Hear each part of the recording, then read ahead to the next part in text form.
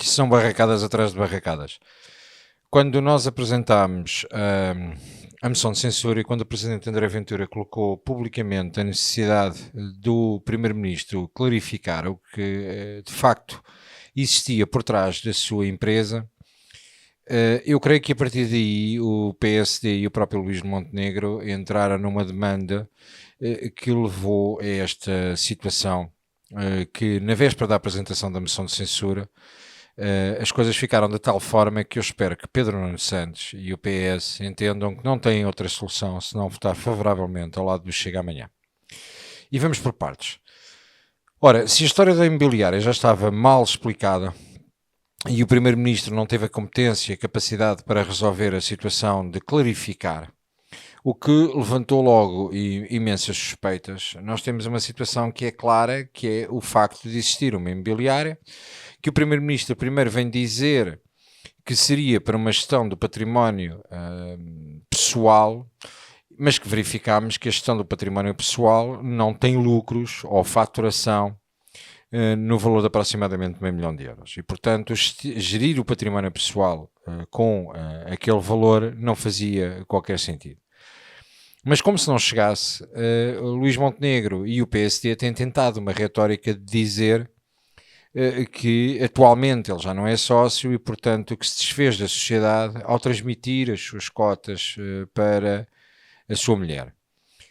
Ora, ele está casado com comunhão de bens e, portanto, ao fazer essa operação, não limpa aquilo que é uma incompatibilidade clara de funções. E já tínhamos tido a situação de Hernani Dias, o secretário de Estado, que tinha a imobiliária e que poderia eventualmente vir a beneficiar da lei dos solos. Agora, com esta situação do Luís Montenegro e da morada fiscal da empresa ser na sua casa de Espinho, também ela toda envolta em uma série de questões, e basta percebermos que Pinto Moreira, o presidente da Câmara Municipal de Espinho, e todo o processo que está do caso Vortex, dos contratos existentes entre a Câmara de Espinho e a Sociedade de Advogados de Luís Montenegro, etc., que é tudo muito, muito mal explicado. Nestes dias ainda levamos com a situação de Silvério Regalado vir substituir o secretário de Estado, Hernani Dias, e percebermos que Silvério Regalado tinha tido uma relação de proximidade enquanto contratante com Luís Montenegro e que a Câmara Municipal de Vagos, onde foi responsável, tinha feito a contratação da sociedade de Luís Montenegro. Bem, e como se estas histórias todas não chegassem e não tivessem a ganhar uma dimensão escabrosa, a RTP acaba de anunciar uma situação que, a ser verdade, eu creio que é a gota d'água para este governo. A ser verdade a notícia que passa há minutos atrás, e não tenho mais informação do que essa porque passou há minutos atrás na RTP, como exclusivo da RTP, Manuel Castro Almeida, o Ministro da Coesão Territorial, principal figura responsável pela lei dos solos, está supostamente também ele envolvido numa questão de uma relação com uma imobiliária essa onde terá 25%, aliás já não tem porque se desfez dos 25% dessa imobiliária há uma semana, segundo a notícia da RTP. Isto é o grau zero e podem tentar vir com a questão de dizer,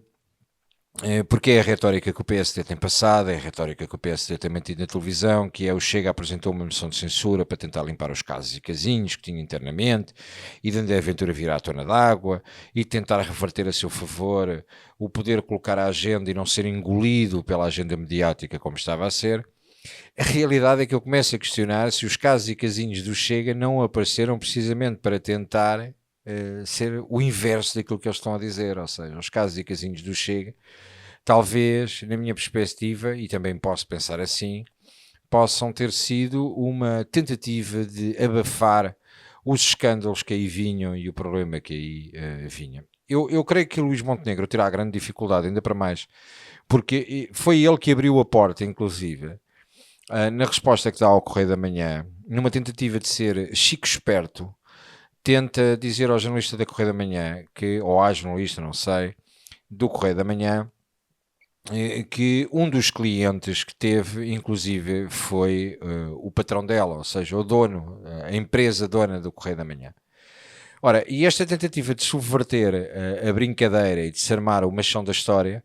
correu mal, porque a partir do momento em que revela um, vai ter que revelar todos. E tem que colocar isto tudo muito claro cá para fora. Eu tenho muita dificuldade em entender como é que o Luís Montenegro amanhã vai superar o Parlamento e vai conseguir reverter a história a seu favor. É muito difícil não tendo entregue os documentos no Parlamento. E André Ventura foi claro há horas atrás a dizer que se o PSD, ou seja, o Governo, ou seja, Luís Montenegro, entregar uma justificação cabal antes de iniciarmos o debate da moção de censura, que o Chega está disposto a retirar a moção de censura, mas com transparência. Porque, inclusive, na questão da ligação com a mulher e da forma como passou as cotas, o próprio Lobo Xavier,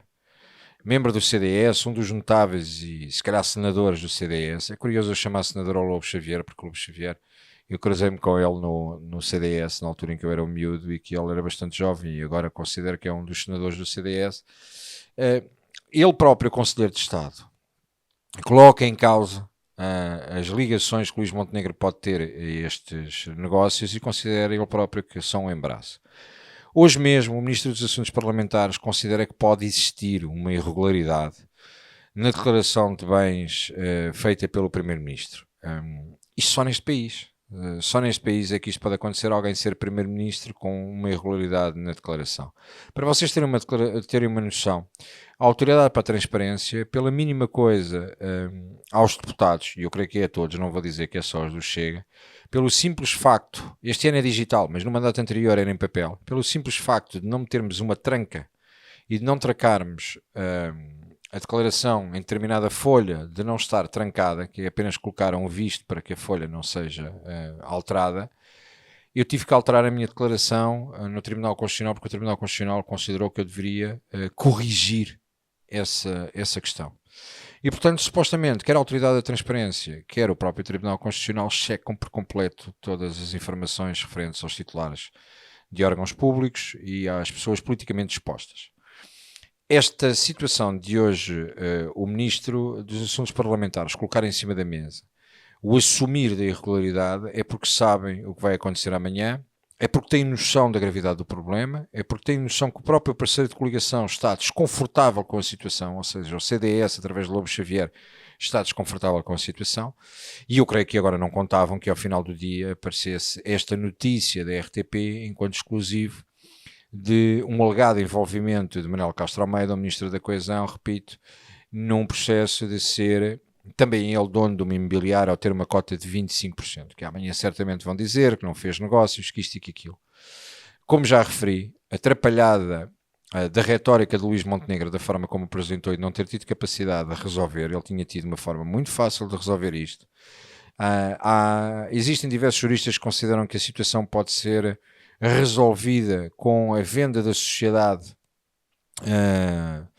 a um terceiro que não um membro da família. Mas vamos ser sinceros, quer dizer, o incidente está criado e não é porque ele agora vai dizer, desculpem lá, eu vou resolver. Existem aqui uma série de imprecisões delegadas em verdades e agora mais a situação de Manuel Castro Almeida, que eu volto a repetir. O PS amanhã vai ter que decidir o que é que vai fazer. Se o Partido Socialista e Pedro Nuno Santos, depois de terem dado a mão a Luís Montenegro no Orçamento de Estado, derem a mão a Luís Montenegro nesta situação, então estamos esclarecidos e percebemos que é a luta do Bloco Central contra o Chega. Os outros partidos não vão contar para a totobola nesta questão. A maior parte deles acham que isto é uma situação apenas de barulho do Chega e de tentativa de reversão daquilo que está a acontecer em relação ao Chega, ou seja, a Iniciativa Liberal, o LIVRE, o PAN, o PCP e o Bloco estão fora desta equação, porque todos juntos não conseguem tomar uma decisão, e portanto eles estão fora desta equação. E portanto a decisão amanhã é entre nós, que obviamente vamos aprovar a nossa moção de censura, e por nós o governo cai, e de Pedro Nuno Santos. Mas eu considero que se o Luís Montenegro tiver o desplante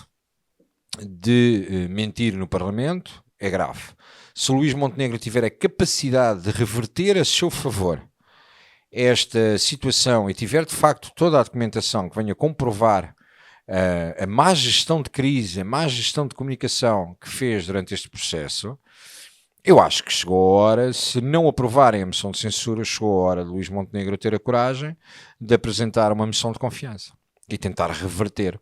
esta situação a seu favor. E aí eu volto a dizer, estou expectante e curioso para saber o que é que Pedro Nuno Santos vai fazer, e entender o que é que Pedro Nuno Santos vai fazer, com que competência e capacidade vai enfrentar os dinossauros do partido e dizer que está de mão dada com o Partido Social Democrata. Facto, acabou o bipartidarismo quando o Chega elegeu 50 deputados. Facto, esse bipartidarismo chegou a uma altura que tanto se protegeram uns aos outros ao longo de 50 anos, que o facto de ter existido uma terceira via e uma alternativa, que é o Chega, abanou de facto o sistema, e neste momento estamos perante uma situação ridícula, que parece de sumenos importância, que começou, eu hoje comentava eu creio que ele não vai achar mal em confidência, eu falo muito com o Diogo Pacheco de Amorim, eu ouço muito o Diogo Pacheco de Amorim, ele está sentado felizmente ao meu lado na Assembleia da República, já tinha sido meu colega de sala no mandato anterior, e agora eu tenho a sorte de ter sentado ali ao meu lado, e falamos muito porque o Diogo, o André também, mas o Diogo é muito perspicaz a nível político, e o Diogo está muito expectante também para amanhã, para todo este processo, e ele próprio dizia como é que eles foram fazer isto, como é que eles caíram nisto, isto é tudo tão ridículo, que é uma falta de experiência atroz, e a realidade é que Luís Montenegro conseguiu ele próprio encostar-se à parede e meter-se numa situação muito complexa de saída, e eu não me parece que tenha outra saída que não seja a porta da rua.